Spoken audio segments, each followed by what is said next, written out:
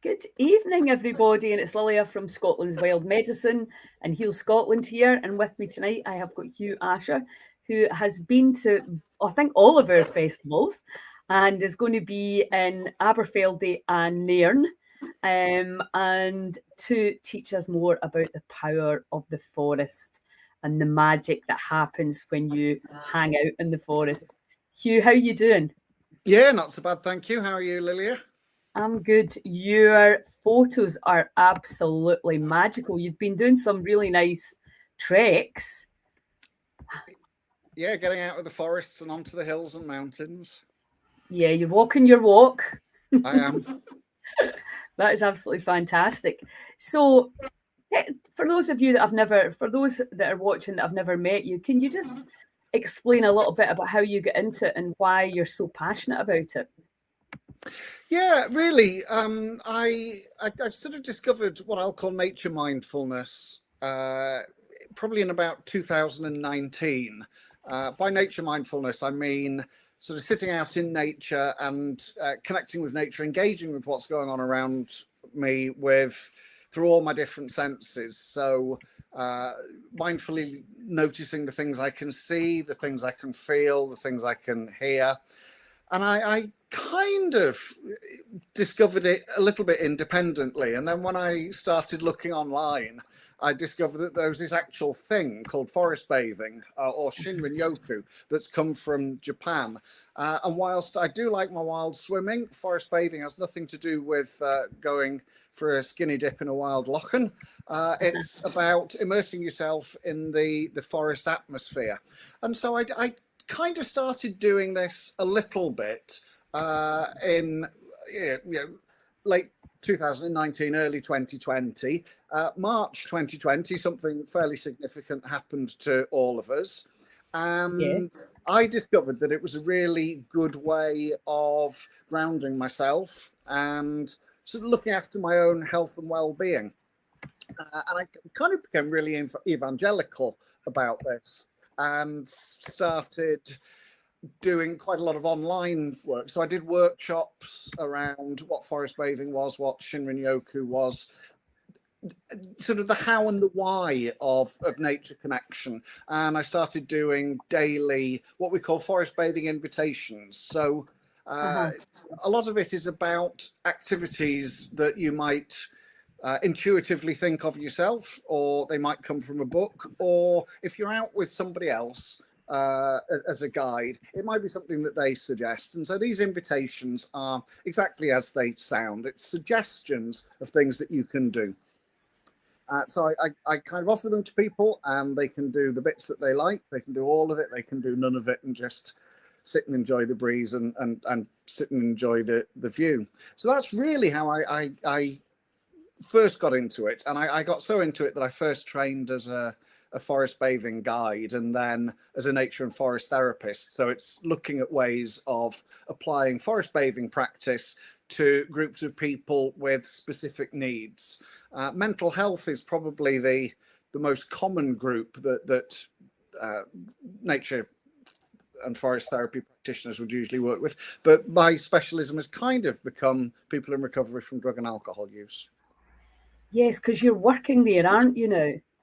And that's a really powerful, enjoyable, because let's face it, a lot of the things that we're asking people to do to change are not enjoyable.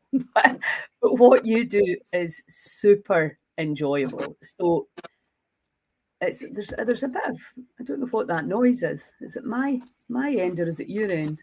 Yeah, it doesn't. I can't hear it at my end, so I think we're all right. Okay, cool. Yeah, so explain what you're seeing then with people that are in recovery. How's it working? Well, one of the things that with activities like forest bathing and nature connection is that their ability to reduce anxiety, to reduce depression, to reduce stress, and to improve emotional regulation is very well documented. Yeah. And again, half intuitively, half through the work of other people. One day I had a real penny dropping moment. My background, for 20 years ago, was working with people with drug and alcohol issues. And I suddenly thought, well, stress, anxiety, depression, poor emotional regulation are all big risk factors for drug and alcohol problems in the first place, but massive risk factors for what we would call relapse. So for Yeah. people who are in recovery who then slip up, as it were. And so I started looking more at how I could specifically design activities and things that would support people who are in recovery. And I ended up getting a full-time job through it. And so I now work in a residential rehab. And so all my days are taken up with engaging people and connecting them with nature. I mean, that is just an absolute joy. What a lovely thing to do. And I think, because you and I live in this world of wild medicine where we fully don't just understand, we know we need it and how much better. And I mean, there's an actual, I think it's 15 minutes in the forest, your adrenaline comes away down, the aromatherapy, the sounds. I mean, we are designed to be in nature. So when you're trying to come out of the stress hormones, or if you are used to managing your emotions with alcohol or drugs, it's a new thing that you can do to actually just get in there. And I mean, even in Glasgow, there's lots of parks, really close by that you can find a little bit of nature in, can't you? Yeah, totally. And I think it's very much about learning about the process of connecting with nature, learning about what mindfulness is. It is far easier to learn it sitting on a log, sitting in a forest where you've got lots of stimuli. But once you do it and you can understand the process, you can sit at a bus stop in Glasgow and mindfully notice the flowers that are resiliently growing through the cracks in the pavement. Ah, yes. I never even thought of that because, yeah, nature finds her way through even the toughest of pavements and walls, doesn't she? It's truly incredible. So tell us what you're going to be bringing at the festival. So you're going to be in Aberfeldy, our first festival in Aberfeldy. Very excited. It's so beautiful there. I know you were doing a bit of a Reiki quite recently. I saw some of your pictures. Yeah. I was fortunate to be there 2 weekends ago, so I thought I would do a recce, find somewhere suitable, and yeah. So at the festivals, I'll be leading guided forest bathing walk. This will last probably about 2 hours, and we will go out and walk quite mindfully, slowly, stop quite frequently. And during this time, I'll probably offer sort of 8 to 10 forest bathing invitations. So it will be invitations that are designed to help you to connect with nature. And the whole process is about slowing down and really learning how we can reconnect with nature and how we can use nature to boost our physical, mental, and emotional health and well-being. It's a free resource. It's around us all the time. And as I say, even if we live in the most built-up urban areas, you can go out and connect with nature anywhere. You can find some somewhere. Yeah.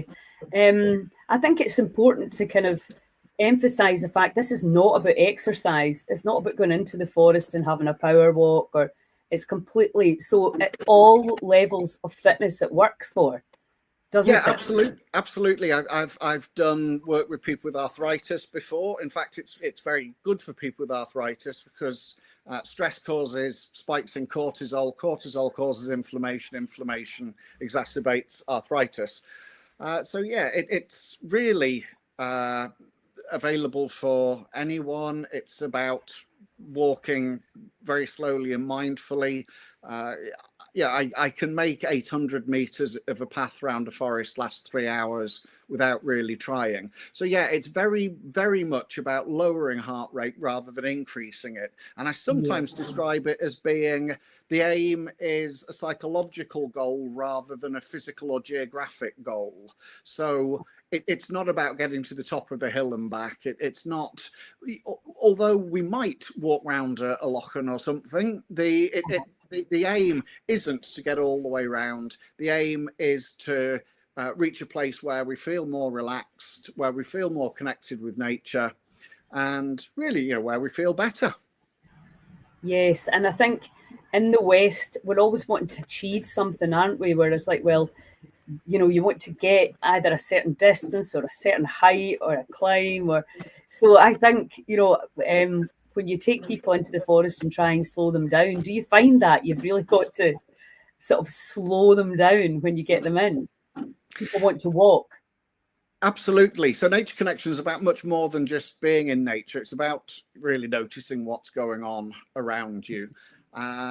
Jokingly slightly, given my job, I describe forest bathing as getting out of your head rather than staying in your head. So what this is about is quite often we can walk around a forest path, particularly when it's an area that we know well, and maybe if you asked afterwards what you'd noticed, you wouldn't really remember anything because you've spent the entire time mulling over, what happened today, what you're going to do this evening, maybe a conversation that you had with somebody, what you need to buy from the shop. And we almost walk on autopilot, and our focus is very internal. And what I'm trying to do is to get people really just to focus on the here and now, focus on the present, and notice what's going on around them. And I know I've got it right when I take somebody somewhere that they are very familiar with, and at the end they say something like, I've walked this path 2 or 3 times a week for 15 years. I've seen things today that I've never noticed before. And I just go, bingo. Absolutely. And I would definitely put myself in that bracket, because very often you go for a walk, you walk with a friend and you're just yakking and you're not paying attention to, there's no mindfulness about it. So I think it really is like what we love to do at the festivals is give people these touches, and 2 hours a good touch to change habits. And obviously we're always talking about the free stuff that can be done, because we've got so much incredible land and nature around us in Scotland. So to be able to go and explore that in a completely different way, and to break the habit of just like charging on and going, right, I did my 10,000 steps or whatever it is, and actually just to be in there and maybe have an even more beneficial effect for your nervous system, because so many of us now are stuck in fight or flight. Absolutely. And we know that kind of continuous excretion of cortisol and adrenaline is really detrimental, especially if you're already unwell and struggling with fatigue. So it's such a powerful thing for people to learn and understand. And I know when I read the book Shinrin-yoku, I was blown away when I was researching for the book, because what I realised was an awful lot of the science has been around for a long time, and we're still not actively doing anything with it. Because in Japan, of course, they have these beautiful gardens. And my friend in India, they've got a garden for their employees as well, for that they can go on their breaks and go in their lunchtime. It's a no-brainer. I think a lot of these are rediscoveries. So we're rediscovering things that were important 100 years ago, 200 years ago. Particularly before the Industrial Revolution, we'd have spent a long time outside. We would have naturally spent time in nature. We would naturally have been exposed to good bacteria in the soil. We would naturally have been exposed to phytoncides, which are the beneficial chemicals that trees give off, and that it's been shown with modern forest medicine, as it's called, that when we inhale phytoncides, it boosts our immune system, it helps us relax, and it reduces our heart rate. And these would be things that would have happened naturally. Yes, without us having to try. To our ancestors. Yes. And I mean, I think one of the stats I remember was if you're in the forest for 3 days, your natural killer cells go up like 50-odd%. And you're like, why is everybody not in a forest then? Like, we know this stuff. It's crazy. And in fact, it really doesn't even need to be 3 days or 3 hours. One of the things that I try and promote is that whilst traditionally forest bathing is about going out for 2 or 3 hours in one go, For a lot Yeah, of people, that's not really feasible. no. But what we also know is that any time in nature over about 10-15 minutes is good for us, and that 2 hours of exposure to nature a week is about the sweet spot. 2 to 3 hours is really what we need. Beyond 3 hours, we don't get that much more benefit. So if you Mhm. go out 3 times a week for 20 minutes and then you go for an hour's walk on a Saturday or Sunday, you've got your 2 hours, and it's a very easy target for people to aim for. Yeah, that's a really good way to break it down because, I mean, there's the two main things that always come up is time and energy. So many people have been suffering from, severe fatigue. So it has to be something that you think, oh, I could do that. I could do, especially I'm just looking out in Argyll. We've got the canal banks. We've got loads of walks round about. So that's a totally achievable target. So let's talk a little bit about recovery, because, like you were saying there about, the sort of stopping whatever it is you have to stop, for whatever reason it is that you have to stop or that you feel you want to stop, and then it's a case of maintaining it. It's a bit like losing weight. That's just the first part, and then it's the maintenance for all of us. That becomes a thing, and so I know that with the 12-step program, do you use that where you are? Do you use the 12-step? Not specifically. The rehab that I work at's a therapeutic community, so it's community as method, and so it's similar in that it's very much about peer support, but it Uh-huh. doesn't necessarily have quite the same structure of 12 steps. But there Right. is sufficient overlap that we have people from AA and NA coming in on a weekly basis to hold peer support groups. We Uh-huh. have non 12-step peer support groups for people for whom 12-step doesn't resonate. Uh-huh. Yeah, because you can tell me what you do, because obviously I know the kind of idea is then if you feel like you're getting out of control and you want to drink or whatever it is you want to do, you call your sponsor, don't you? That's Yeah.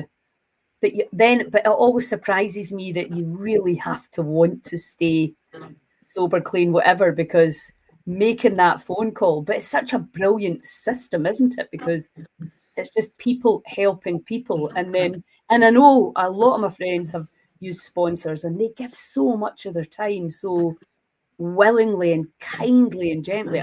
I'm sure there'll be the odd exception, but that's certainly from the experiences I've had with my friends. How does it work there then for you if they feel upset or wanting to manage themselves with? Well, in many ways, actually, there's quite a lot of overlap. So 12-step Mhm. is about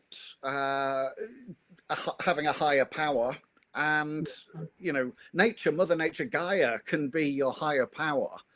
It doesn't necessarily have to be a god as we Yes, might yeah. think about it. And so one of the things I try and teach people or get them to learn about is a concept called urge surfing. So the idea is that when we have a craving, we treat it mindfully.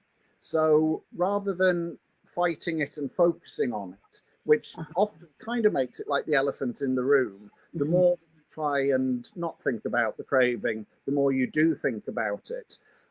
Much the same as with anxiety. We sometimes start to feel anxious, we focus on the anxiety, and the anxiety perpetuates. With both of them, if you can adopt a more mindful approach, so recognize your anxiety, recognize your craving, name it, and just say, I am feeling anxious, I'm feeling a craving. Quite often it might be both. I'm feeling anxious and I'm craving.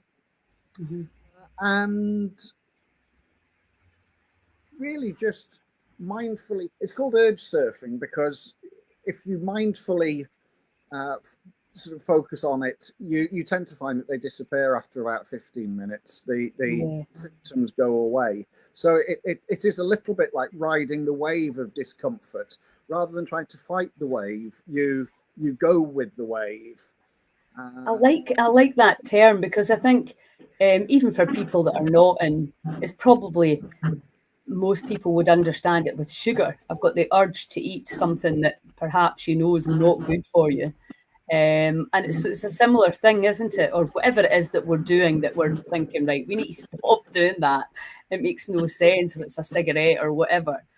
Going on shopping, all the things that we do to distract ourselves, we can then take these techniques. And I think I was talking to a friend of mine this morning who was very cynical about mindfulness, but then had to eat his words, because he was like, he just realized that it was just a feeling, and that he had no idea that, he could override his mind. And neither did I, right, back in the day.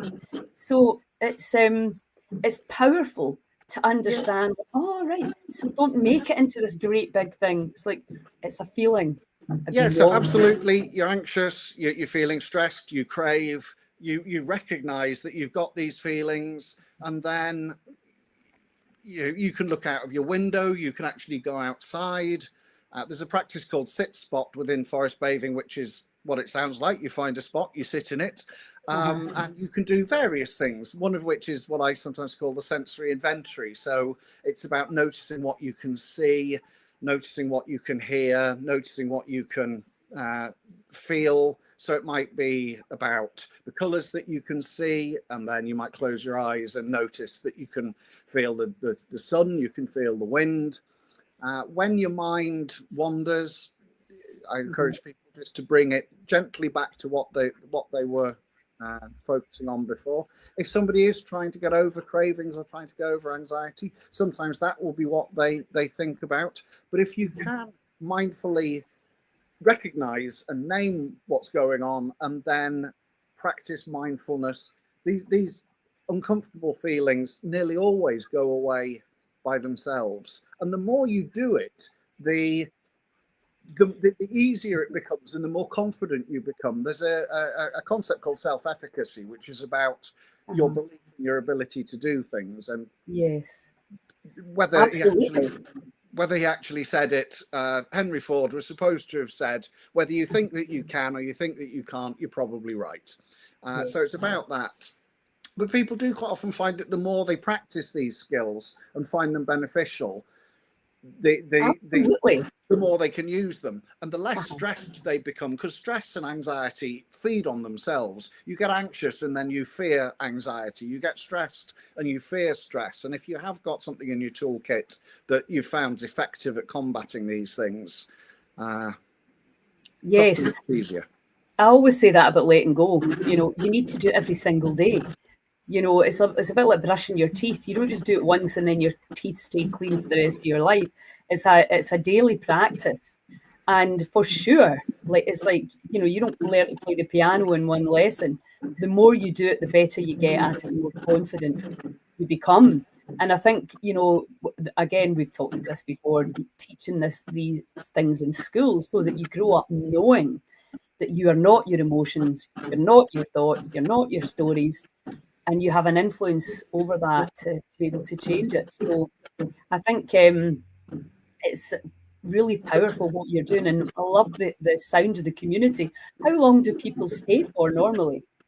Usually 6 months. Oh, that's great as well. And then we have outreach afterwards for another 6 months. So so it's proper support.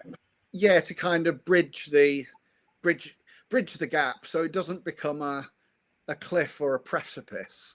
You're not suddenly released and you're on your own. Yeah. You're supported through the process of leaving. Yeah, because that's always the issue, isn't it? Going back to the old environment and falling back into the old relationships as well, because they can be a big trigger, can't they, for that? So and that's really why we want these communities everywhere, so that you know, people can access that if they need it. I loved when I was at Russell Brand's festival. He had I mean, he's a 12 stepper, but he had a tent with meetings going on every hour. The whole festival, just brought it into the festival, and I thought, that's a great idea. Stop making it like, you know, some kind of separation. We're all addicts of a kind, all just striving to feel better and striving. So, you know, we can all do with these protocols and these helpful suggestions. Absolutely. I'm a huge fan of Brené Brown, who talks a lot about numbing behaviors. And these are things that we do to distract ourselves from the discomfort of our own emotions. And so for some people, it's drugs and alcohol. For some people, it's shopping. For some people, it's gambling. We all have our distraction. We all have them. Yeah, so that's what's going to be fantastic at the festival. So people can come and try. If anybody that's listening to this, either live or on replay, you're actually doing 2 workshops at Aberfeldy for us. So Friday afternoon. So there's the community cook up. There's only a certain amount of people can do that. And then there's you with the forest bathing. So did you see their beautiful village hall? Yes. It's amazing, isn't it? It really is a spectacularly beautiful town.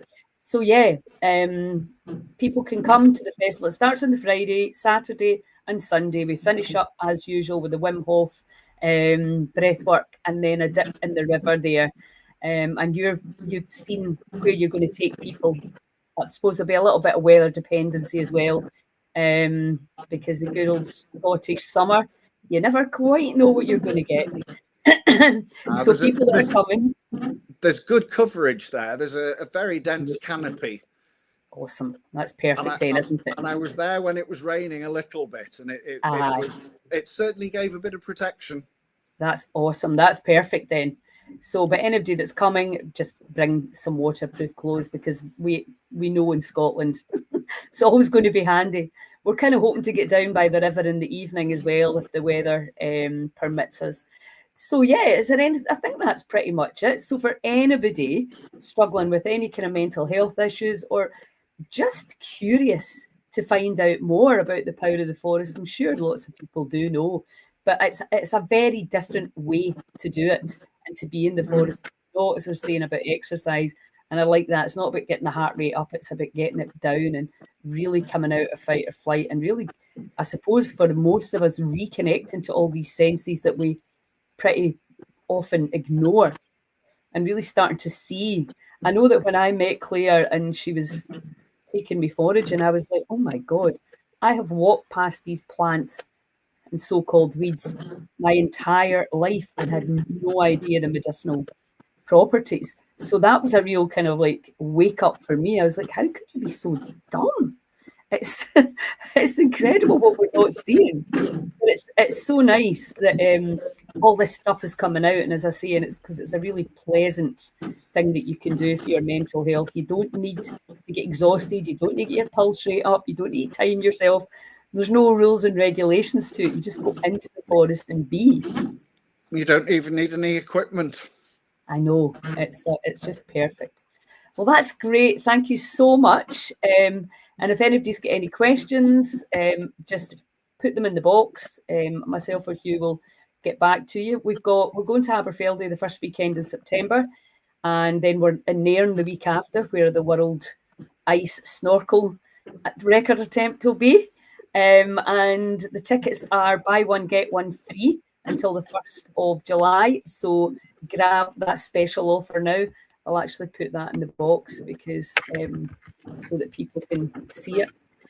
And I think that's we've covered most of the things. If nobody's got any questions, we can probably wrap that up. You got anything else you'd like to say, Hugh? Really, just if you've never been to a Hill Scotland Wild Medicine Festival, definitely come on down. It is absolutely the loveliest family of people you can imagine. Yeah, as I say, I've been to just about all of them. I'm in contact in between them with lots of people. It really is like meeting old friends every time we go. I know, there's Gemma. Hi, Gemma. Yeah, and that's, you know, from a business perspective, for anybody who would like to come and present at any of the festivals, it's a whole new network of people, that like-minded people that really love nature and want to help each other. And there's so much benefit just in the community itself. And like you were saying, there's now all these collaborations that people are having coming out of it, because you meet really interesting, fascinating people. So it's fantastic for me to see as well. So I'm excited to be in Aberfeldy. It's nice to have a wee change. Aberfeldy, Nairn, then Strontian, and then Yeah. next year will be Skye, Tarbert, and Stonehaven. So yeah, loads of fun to be had. Well, listen, thank you very much, and thank you so much for supporting the Heal Scotland movement. It's very much appreciated. And get your tickets, guys. It's £75. It works out with a deal just now for over the 3 days. It's a phenomenal deal. You're not going to get any better entertainment for that. And you're going to learn stuff, and you're going to feel so much better. Because that's the other thing. People come up to me and say, somebody actually said, that festival changed my life. And I was like, oh my God, wow, that's amazing to hear. Oh, totally. I've become a Wim Hof devotee. Almost daily breathing, regular and we've got cold Lady showers. G Collins coming to, she'll be there at Yep. all the festivals too. We'll need to get her. She's been flitting, so I've not had her in a podcast yet, but we'll get the wonderful James on. Okay, well, listen, hope to see you all in Aberfeldy, Nairn, or Strontian. Thanks a lot, Hugh. Thanks a lot. Bye-bye. Cheers now.